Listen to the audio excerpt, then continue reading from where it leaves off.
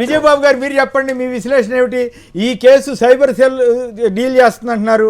డైబర్ cell కేవలం ఈ IVRSL phone చేసిన వాళ్ళకే పరిమితం అవుతుందా?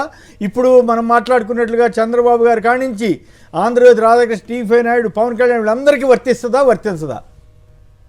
ఖచ్చితంగా వర్తిస్తుందండి. ఇందాక నేను కూడా పొద్దున్న చూసా, ఇందాక అమర్ గారు చెప్పినట్టు ఎంత దారుణం అంటే, మామూలుగా మనకి దినపత్రికలు ఉంటాయి, వారపత్రికలు ఫిక్షన్ రాయడానికి ఉంటాయి, అంటే కల్పిత కథలు అవన్నీ కూడా. కానీ ఈ ఈనాడు అనేటువంటిది దినపత్రిక కల్పిత కథలకి ఒక అడ్డా కింద మారిపోయింది. బ్యానర్ హెడ్డింగ్ లో, ఇందాక ఆయన చెప్పింది కరెక్ట్ అండి, బ్యానర్ హెడ్డింగ్ లో ఎవడో సుబ్బ అంటే కొన్ని కల్పిత పాత్రల్ని సృష్టించి సుబ్బారావు ఇక్కడి నుంచి ఆయన భూమి ఎంతనంట కొట్టేసేసారంట, ఇంకొక పేరేదో ఉంది, కొట్టేసేసి ల్యాండ్ టైటిలింగ్ యాక్ట్ మొత్తం మీకు తెలియకుండానే మీ భూమిని కొట్టేస్తున్నారు. ఇది బ్యానర్ హెడ్డింగ్ లోనండి. పైగా కల్పిత పాత్రలను సృష్టించి వాళ్ళ భూములన్నీ కొట్టేస్తున్నారు. అంటే మీరు మీకు ఇన్ఫర్మేషన్ ఇస్తున్నాను విజయబాబు గారు. వాళ్ళు శ్రీకాకుళం జిల్లా రిజిస్ట్రార్ ఎవరైతే ఈ భూములు రిజిస్ట్రేషన్ చేసే అధికారి ఉంటారో వారు ఒక స్టేట్మెంట్ ఇచ్చారు. అసలు యాక్టే అమలు లేనప్పుడు, ఈ చట్టాలు అమలు లేనప్పుడు దాని కింద మేము ఎట్లా రిజిస్ట్రేషన్ చేస్తాము, అట్లాంటిది ఏం జరగలేదు, ఇదంతా అబద్ధం అని ఆయన స్టేట్మెంట్ కూడా ఇచ్చారు. అసలు ఆయన కాదండి, ధర్మాన ప్రసాదరావు గారు రెవెన్యూ శాఖ మంత్రి చాలా స్పష్టంగా ఆయన ప్రెస్ మీట్ పెట్టి అసలు ఈ చట్టం అనేటువంటిది ఇంతవరకు అమల్లోకి లేదు, అమల్లో లేనటువంటి చట్టాన్ని గురించి మీరు అవాకులు చెవాకులు పేలుతున్నారు, ఇది చాలా తప్పు అన్నారు. వాస్తవానికి ఇందాక చెప్పినట్టుగా రేపు నరేంద్ర మోడీ గారు వస్తున్నారు కాబట్టి నరేంద్ర మోడీ గారితో ఈ చట్టం తప్పు, ఈ చట్టాన్ని మేము దేశవ్యాప్తంగా అమలు చేయము, ఆంధ్రప్రదేశ్లో కూడా చంద్రబాబు నాయుడు గారు చెప్పింది చాలా కరెక్ట్, వాళ్ళ గ్రూప్ అంతా చెప్పింది కరెక్ట్ అని ఆయనతో చెప్పించమనండి. ఎందుకంటే 1989 నుంచి కేంద్రంలో ఉన్న ప్రభుత్వాలు ల్యాండ్ టైటిలింగ్ యాక్ట్కి సంబంధించి అమలు చేయాలని రకరకాల అధ్యయనాలు చేసి ప్రయత్నాలు ప్రారంభించాయి. ఫైనల్ గా బీజేపీ, కేంద్రంలో ఉన్నటువంటి బీజేపీ కాస్త చొరవ తీసుకొని నీతి ఆయోగ్ లాంటి సంస్థతో ఒక మోడల్ యాక్ట్ తయారు చేయించిందండి. అదే కొత్త ల్యాండ్ టైటిలింగ్ యాక్ట్. అంతకు ముందు కూడా కొన్ని ముసాయిదాలు తయారైనవి. ఆ ముసాయిదాల కంటే కూడా ఇది మరింత స్పష్టంగా ల్యాండ్ టైటిలింగ్ యాక్ట్ అనేటువంటిది చేసింది. ఇది రాష్ట్ర ప్రభుత్వ నిర్ణయం కాదని, ఇక్కడ మేము అమలు కేంద్రంలో మిగతా రాష్ట్రాలు ఓకే అంటేనే చేస్తాం. ఆల్రెడీ పైగా దీని మీద కోర్టు స్టే ఉందండి. కోర్టు స్టే ఉంటే దీనికి సంబంధించి ఎలా చేస్తారని చెప్పని వీళ్ళు చేస్తున్నారంటే ఇది పూర్తిగా బరితెగింపు. ఈ బరితెగింపు, ఈ కల్పిత కథలో ఎలక్షన్ కమిషన్ యొక్క లక్ష్యం ఏంటండి? Free and fair elections. Free and fair elections అనే దానికి ఒక వైలేషన్, ప్రజల్లో ఒక భయాన్ని సృష్టించి, ఒక అభద్రతను సృష్టించి దుష్ప్రచారాలను చేయటం అనేటువంటిది పూర్తిగా శిక్షార్హం.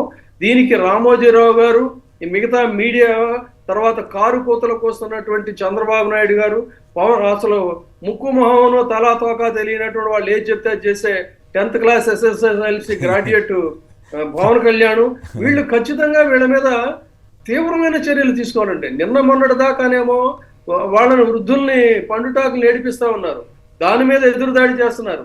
ఇప్పుడు మళ్ళీ కొత్తగా ఇదే ఒకటి ఎత్తుకొని స్పష్టంగా రెవెన్యూ మంత్రి డీటెయిల్డ్ గా చెప్పారు. తర్వాత ఈయన మన ప్రెస్ మీట్ లో కూడా చెప్పారు. తర్వాత మేము కూడా ఒక ఇంటలెక్చువల్స్ దీని తరపున పెట్టి డీటెయిల్డ్ గా ఒక పవర్ పాయింట్ ప్రజెంటేషన్ ఇచ్చామండి.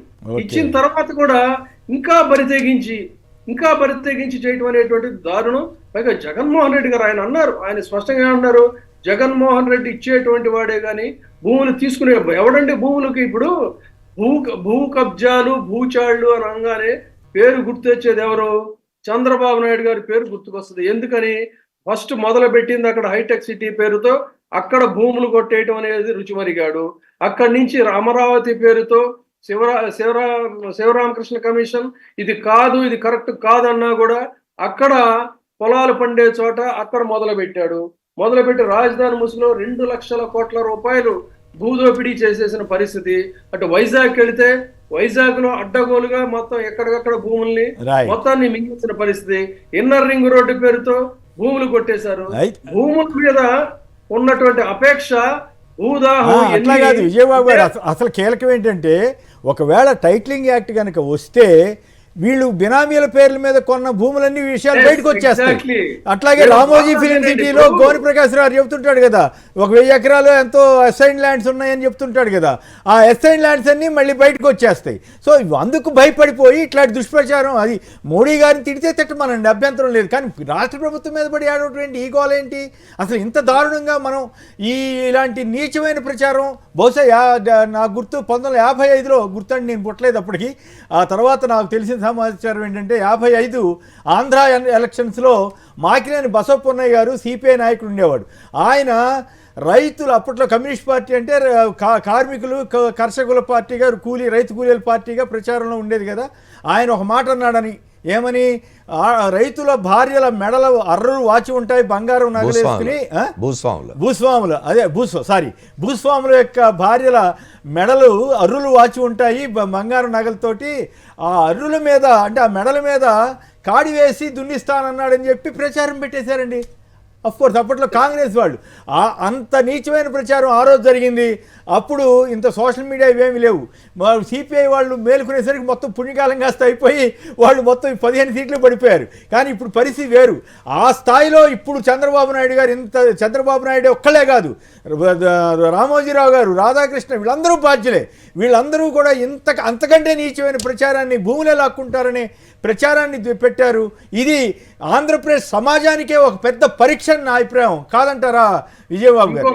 ఇంకొక ఆసక్తికరమైనది ఏంటంటేనండి, అసలు వాస్తవానికి 1983 నుంచే ఈ భూ రికార్డుల వ్యవస్థ భ్రష్టు పట్టడం అనేటువంటి మొదలైందండి. అంటే ఆ రోజున రామారావు గారు, సరే ఆయనకి వ్యక్తిగతంగా ఉన్న ఏదో ఆయన అబ్జర్వేషన్స్ ఏదో తెలియదు, కానీ మొత్తానికి ఏం చేశారు, ఆయన వీళ్ళ ఆ వ్యవస్థని, కరణీక వ్యవస్థని, పటేల్ పట్వారి వ్యవస్థ రద్దు చేసిన ప్రిపరేషన్ లేకుండా అనౌన్స్ చేసేసరికి అక్కడి నుంచి ఈ జమాబందీ, అజమాయిషీ సర్వేలు, కరణం వ్యవస్థను రద్దు చేయడం వల్ల, లేకుండా చేయడం వల్ల ఏమైందంటే దాదాపుగా దాన్ని సెట్ చేసుకోవడానికి 10 ఏళ్ల పాటు ఒక విధి లేకుండా పోయిందండి. తర్వాత ఈ చంద్రబాబు నాయుడు గారి కుట్ర, నేను ఆర్టీఐ కమిషనర్ గా ఉన్నప్పుడు విశాఖపట్నంలో హుద్హుద్ తుఫాన్ వస్తే, హుద్హుద్ తుఫాన్లో ఇళ్లల్లో ఉన్నటువంటి కాగితాలు, పుస్తకాలు, వాళ్ళ నగలు అన్ని జాగ్రత్తగా ఉంటాయి. కానీ ఎంత ముదురులు అంటే ఎవడు ఏది అడిగినా హుద్హుద్ తుఫాన్లో కొట్టుకుపోయిందని చెప్పేవాళ్ళు అండి. అంటే ఆ రోజున చంద్రబాబు నాయుడు గారి హయాంలో వైజాగ్ లో జరిగినటువంటి భూదందాలు మొత్తం దానికి వంక ఏంటంటే హుద్హుద్ తుఫాన్. అనేకమైన కేసులు నేను సాక్ష్యాధారాలతో చెప్తా. అలాంటిది దీన్ని ఇవాళ ఎంత దారుణంగా, అన్యాయంగా జగన్మోహన్ రెడ్డి గారి మీద దుష్ప్రచారం చేయటం, డెఫినెట్ గా ఇది ఫ్రీ అండ్ ఫెయిర్ ఎలక్షన్ అయితే కాదండి, స్పష్టంగా చెప్తాం. దీని మీద జాతీయ స్థాయిలో ఎన్నికల కమిషన్ ఆంధ్రప్రదేశ్ ఎన్నికల మీద దృష్టి సారించాల్సిన అవసరం ఉంది. ఏ విధంగా అయితే వృద్ధుల్ని చంపేసి ఆ నేరాన్ని ఇటు మళ్ళీ దుష్ప్రచారం చేస్తున్నారు జగన్మోహన్ రెడ్డి గారి మీద, చట్టం స్టే ఉన్నటువంటి అమల్లో లేని చట్టం మీద ఏ విధంగా అయితే దుష్ప్రచారం చేస్తున్నారో, ఇలా అనేక దుష్ప్రచారాలు చేసి చెలరేగిపోతున్నటువంటి ఈ దుర్మార్గుల్ని ఖచ్చితంగా కఠినమైనటువంటి చర్యలు తీసుకోవాలి. దానికి సెక్షన్స్ అన్ని కూడా attract the violation of MCC. Right.